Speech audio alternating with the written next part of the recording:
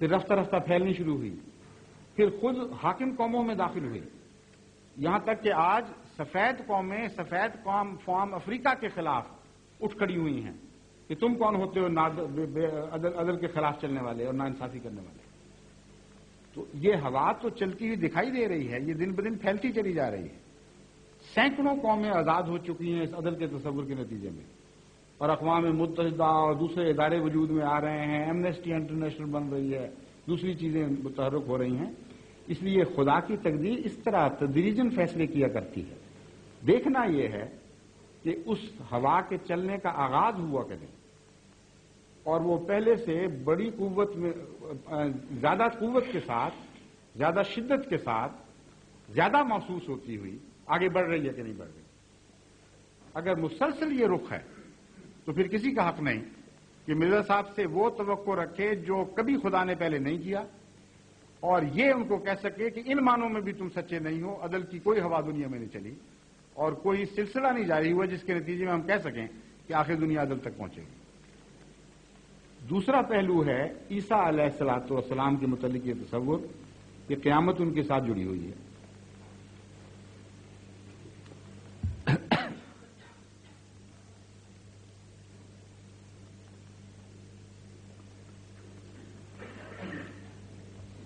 پہلی بات اس سلسلے میں قابل غور یہ ہے کہ امام مہدی ہوں یا عیسیٰ ہوں، اگر 30-40 سال تک اصلاح کے مان بعد خدا نے دنیا کی صف لپیٹ دینی ہے، یہی عقیدہ ہے اور حدیث پر مبنی عقیدہ ہے، تو پھر اس حدیث کا کیا مطلب لیں گے جس میں حضرت صلی اللہ علیہ وآلہ وسلم فرماتے ہیں کہ قیامت اشرار الناس پہ آئے گی.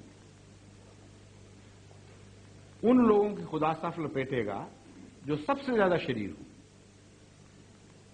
اور قرآن کریم کی ان آیات کا کیا مطلب لیں گے جن میں اللہ تعالیٰ فرماتا ہے کہ نیکوں کو خدا باقی رکھتا ہے اور بدوں کو مٹاتا ہے، اور اعمال صالحہ کا نام ہی باقیات رکھ دیا، والصالحات الباقیات، یعنی نیک عمل میں زندہ رہنے کی طاقت ہے. فَأَمَّا مَا يَنْفَعُ النَّاسَ فَيَمْكُثُ فِي الْأَرْضِ، جو کچھ بھی خدا کے نزدیک نفع بخش ہوتا ہے وہ اس کو جاری رکھا جاتا ہے، اس کو مٹایا نہیں جاتا. تو اچانک خدا ان سارے ارشادات کو بھلا کر، قرآن کی تعلیم کو بھلا کر جو اس نے دی تھی، یہ فیصلہ کیسے کر لے گا کہ جب دنیا عدل سے بھر گئی، جب لمبی بدکاریوں کے بعد انسان آخر صالح بن گیا، جب امام مہدی نے اور مسیح نے مل کر عظیم روحانی انقلاب برپا کر دیا جو پہلے کسی نبی کو توفیق نہیں ملی تھی، تو اب ان کو مٹا دو. اور رسول اللہ صلی اللہ علیہ وسلم کا احتجاج بھی سنائی دے گا آپ کو ساتھ کہ مجھے خدا نے بتایا ہے کہ اشرار الناس پر قیامت آئے گی، اور تفصیل سے اس مضمون کو بیان فرمایا ہے آپ نے. عجیب بات ہے کہ علماء اس بات کو بھلا کر عوام الناس مسلمانوں کو اندھیرے میں رکھ رہے ہیں، کوئی عقل کے خلاف بات کر رہے ہیں، سنت کے خلاف بات کر رہے ہیں. اب غور کیجئے، حضرت صلی اللہ علیہ وسلم فرماتے ہیں کہ لمبا عرصے کے بعد، میرے گزرنے کے بعد 3 صدیاں تک ٹھیک رہیں گے لوگ، پھر اندھیرا پھیلنا شروع ہو جائے گا، پھر رات بھیگ جائے گی، بڑی لمبی اندھیری رات آئے گی، فیض کا زمانہ آ جائے گا، پھر اللہ تعالیٰ مسیح کو بھیجے گا اور پھر یہ واقعات ہوں گے. پھر فرمایا اس کے بعد اللہ جب مسیح کو فتح دے گا دعاؤں کے نتیجے میں فتح دے گا، قتال کے نتیجے میں نہیں دے گا، بلکہ خود قتال سے روکے گا، وہی کرے گا اس کی طرف کہ دنیا میں بڑی بڑی جو عظیم قومیں طاقتور نکلی ہیں ان کے خلاف قتال کا ارادہ ہی چھوڑ دو، بلکہ تمہیں پہاڑ کی پناہ لو اور دعا کرو، دعا کے نتیجے میں اللہ تجھے فتح دے گا. پھر سنیے، فرماتے ہیں کہ پھر خدا تعالیٰ مسیح کو غالب کرے گا دنیا پر، اور ایک لمبے عرصے تک ٹھنڈی ہوائیں چلتی رہیں گی، امن کا دور ہوگا. پھر وہ ہوا بگڑے گی، پھر بدی پھیلنی شروع ہوگی، پھر رفتہ رفتہ وہ ٹھنڈی ہوائیں ختم اور بد ہوا دنیا پر پھر غالب آ جائے گی، یہاں تک کہ ساری دنیا عدل سے نہیں جور سے پھر بھر جائے گی، ظلم سے بھر جائے گی. فرمایا اس وقت خدا قیامت کو نازل فرمائے گا اور وہ اشرار الناس پر آئے گی. اس عقیدے کی تو بالکل برعکس بات ہے جو عوام الناس میں علماء نے مشہور کیا ہوا ہے. وجہ کیوں بعض عوام اس کو مان لیتے ہیں چپ کر کے، میں آپ کو وجہ بتاتا ہوں. بعض احادیث میں یہ ذکر ہے کہ سات آئے گی اس کے بعد، اور جلدی سات آئے گی، اور قرآن کریم میں حضرت عیسیٰ کے متعلق آتا ہے وَإِنَّهُ عِلْمٌ لِلسَّاعَةِ، کہ وہ قیامت کی نشانی کے طور پر، سات کی نشانی کے طور پر آئے گا۔ اب قرآن کی اس قطعی گواہی کے بعد، جس کی تائید میں احادیث بھی موجود ہیں، مسلمان علماء نے دھوکہ کھایا ہوگا یا عوام الناس کو انہوں نے یہ بتایا تو وہ مان گئے جلدی سے کہ ہاں پھر مسیح اور مہدی کے آتے ہی قیامت آ جائے گی۔ حالانکہ یہ غور نہیں کیا کہ قرآن سے ہی پتہ کریں پہلے کہ سات سے مراد کیا ہے۔ اگر وہ قرآن سے پوچھتے سات سے کیا مراد ہے تو یہ معلوم کر کے حیران رہ جاتے ہیں کہ سوائے دو نبیوں کے کسی کے ساتھ خدا نے سات کا لفظ نہیں جوڑا۔ سب سے پہلے حضرت محمد مصطفیٰ صلی اللہ علیہ وآلہ وسلم کے ساتھ سات کی خبر دی، پھر مسیح کے ساتھ سات کی خبر دی، اور وہ اس آیت میں ذکر ہے اقتربت الساعۃ وانشق القمر، کہ دیکھو چاند دو ٹکڑے ہوا، جس سے قطعی طور پر ثابت ہوا، یعنی یہ گواہ بن گیا، اقتربت الساعۃ، سات قریب آ گئی۔ 1400 سال ہو گئے وہ قریب آئی ہوئی سات کہاں گئی؟ حالانکہ قرآن سچا ہے۔ پھر مسیح کے متعلق فرمایا کہ وہ جب آئے گا تو یہ سات کی نشانی بنے گا۔ ظاہر ہے کہ جب دو نبیوں کے متعلق، ایک اول اور ایک آخر نبی جو اس کا ماتحت غلام بن کے آنے والا ہے، ان کے متعلق ایک ہی لفظ بولا جا رہا ہے تو ایک ہی معنوں میں ہے، اور وہ ہے روحانی انقلاب۔ اور تمام پرانے علماء سات کی تعریفوں میں، قرآن کریم کی تفاسیر میں، لغات میں لکھ چکے ہیں کہ سات سے مراد صرف ظاہری طور پر تبدیلی نہیں بلکہ روحانی انقلاب برپا ہوا کرتا ہے۔ اب روحانی دنیا کا جو بادشاہ وہ روحانی سات برپا کرے گا، اور روحانی سات کے نتیجے میں صدیوں کے دل زندہ ہو جاتے ہیں۔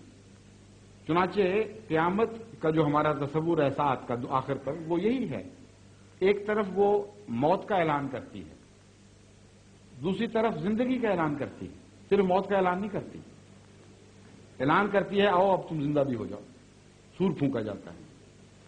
انبیاء جب آتے ہیں، خصوصاً عظیم الشان انبیاء، تو اس کے ساتھ یہ دونوں تقدیریں وابستہ ہوتی ہیں۔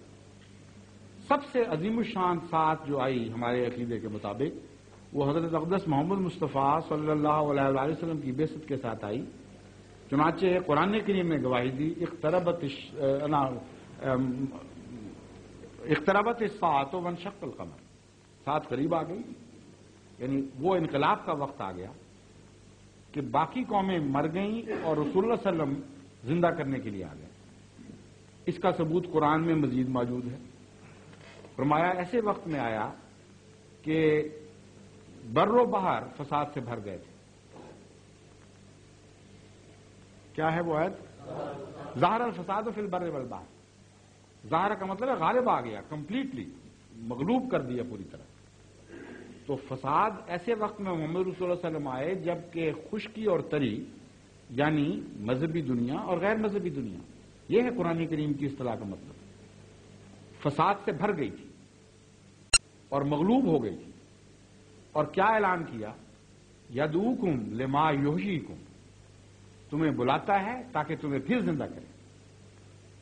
یہ قیامت تھی جو آ گئی، اور جو آج کے علماء دیکھ رہے ہیں ظاہری نظر سے، ان کو نظر ہی نہیں آئی۔ جس قیامت کے وہ منتظر ہیں وہ تو آئی نہیں، وہ تو دنیا میں رونمائی نہیں ہوئی، دنیا مر کے مٹی نہیں گئی۔ رسول اللہ صلی اللہ علیہ وسلم کہتے ہیں اقترب، خدا فرماتا ہے اقتربت، اور وہ کہتے ہیں 1400 سال ہو گئے ابھی تک نہیں آئی۔ وہ کہتے ہیں نہیں، مسیح کے متعلق فرمایا اس طرح دو انگلی طرح اس کے ساتھ قیامت لگی ہوگی۔ ہم کہتے ہیں وہ حدیث کیوں بھول جاتے ہو جس میں رسول اللہ صلی اللہ علیہ وسلم فرماتے ہیں انا والساعۃ کہاتین، میں اور سات دونوں اس طرح جڑے ہوئے ہیں جس طرح یہ دو انگلیاں جڑی۔ اب کسی مزید تشریح کی گنجائش باقی رہتی ہے؟ تقویٰ چاہیے، صرف نفس کی سعادت چاہیے۔ ہر شریف النفس مسلمان فوراً مانے گا کہ محمد رسول اللہ صلی اللہ علیہ وسلم جو اپنے متعلق کہتے ہیں کہ میں اور قیامت اس طرح جڑے ہوئے ہیں، تو جب وہ مسیح کے متعلق کہتے ہیں اس کا کوئی دوسرا معنی لانے کا ہمیں حق نہیں۔ اور یہ قیامت یقیناً آ چکی ہے کیونکہ رسول اللہ صلی اللہ علیہ وسلم کے ساتھ جڑی ہوئی تھی اور وہ روحانی انقلاب تھا۔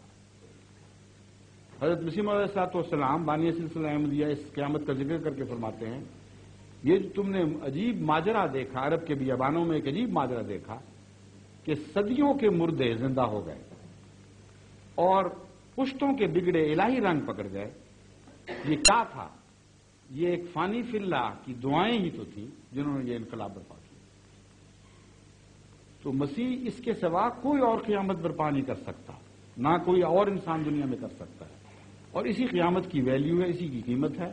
ورنہ ظاہری طور پر مٹانا ہو تو ویسی عقل کے خلاف بات ہے کہ نیک بنا کے خدا مار دے، اور جبکہ خود فرماتا ہے کہ میں تو وارننگ دیتا ہوں لوگوں کو عذاب سے پہلے کہ نیک بن جاؤ، اس لیے بھیجتا ہوں نبی کہ ڈرائیں، اگر نہیں بنو گے تو ہلاک ہوگے۔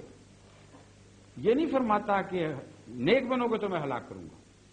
حضرت نوح نے کیا کیا، پہلے نبیوں نے کیا۔ قرآن نے تو اتنا کھولا ہے مضمون کہ اس کے بعد ایک لمحہ کے لیے بھی کسی مسلمان کو یہ وہم بھی نہیں ہونا چاہیے کہ وہاں ساتھ سے کوئی ظاہری قیامت مراد ہے۔ ادھر مسیح اور مہدی نے نیک بنایا، ادھر اللہ نے تلوار پھیر دی سب کی رگے جان پر اور ہلاک کر دیا۔ یہ عقل کے خلاف عقیدہ ہے اور دین کے خلاف عقیدہ ہے۔